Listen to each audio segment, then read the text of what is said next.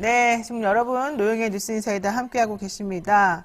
자, 제가 오늘 그 선거 끝나고 지방선거 끝나고 또 영희 생각 정리하느라고 저도 어제 밤에 잠을 좀 설쳤죠. 오늘 아침까지. 한번 들어보실래요? 네, 이변은 없었습니다. 그러나 의미는 있었죠. 이번 지방선거는요, 예상대로 국민의힘이 크게 승리했습니다만 정말 저는 역시 국민의 선택이 절묘했다. 이런 생각을 안 할 수가 없네요. 대선 패배 이후에 비대위가 꾸려지고 지선에서 필승을 다짐했던 민주당이지만 공천 과정부터 말 많고 탈도 많았던 데다가 선거 기간 중에 공동 비대위원장인 박지원과 윤호중의 불협화음이 노출이 되었고요. 국민들 혹은 민주당 지지자들로부터 엄청난 항의를 받는 박지원 위원장이 그런 일도 있었습니다. 게다가 한동훈 인사청문회에서 의원들이 보여준 정말 엉뚱한 실수들, 정말 있을 수 없는 실수들, 이런 것들 때문에 민주당 의원들이 좀 정말 약간 비웃음을 사는 그런 경우도 있었었고요. 또 막판에 의원들과 관련돼서 성비 논란이 막 엄청나게 쏟아져 나가기도 했죠. 게다가 그걸 대처하는 방식도 역시 매우 아마추어적이었다. 계속 시끄럽게 이거 사과하세요. 이것만 하는 거예요. 사과만 하면 뭐 다 장땡이 아니잖아요. 자, 그리고 총체적인 전략 부재 및 각종 현안에 대한 대응 실패, 이러한 것들이 전체적으로 모두 어우러져서 결국 이번 선거 결과로 나온 건 아니었느냐.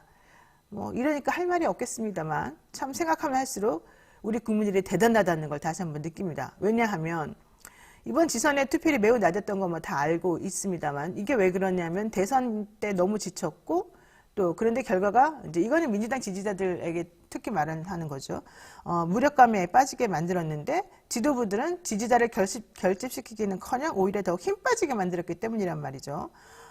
그런데 전체적인 구성 내용을 살펴보게 되면 일단 인천 계양을 보궐선거에 나온 이재명 후보가 당선이 됐어요. 그리고 경기도지사 후보였던 김종현 후보가 96% 개표 상황에서 역전시켜서 역시 또 경기도지사로 당선이 됐죠. 성남에서 계속해서 김용남 국민의힘 후보가 이기고 있었는데 성남이 아니죠. 수원이죠. 수원에서 이기고 있었는데 이재준 후보가 3,000표 차이로 신승을 거두기도 했습니다.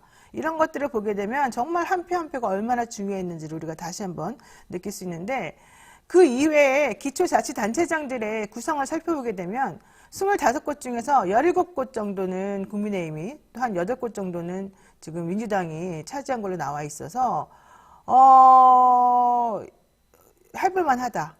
이런 생각이 들 수밖에 없고요. 또 기초의회 의원들 같은 경우에도 뭐 140 몇 석 중에서 한 60 몇 퍼센트, 60 몇 석 정도는 또 민주당이 가져갔단 말이죠.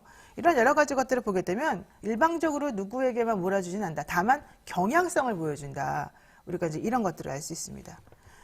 그렇다면 이제 민주당은 선거 패배의 정확한 원인이 무엇인지 분석을 하고요. 제대로 된 미래 비전을 제시하면서 분골쇄신하는 모습을 보여야 할 때가 아닌가 생각이 듭니다. 그래야 제1야당으로서 희망을 논할 수 있을 테니까요. 뭐 어떤 사람들은 뭐 검수완박 때문에 사람들이 등을 돌렸네 했지만 제가 보기엔 그거 아니에요.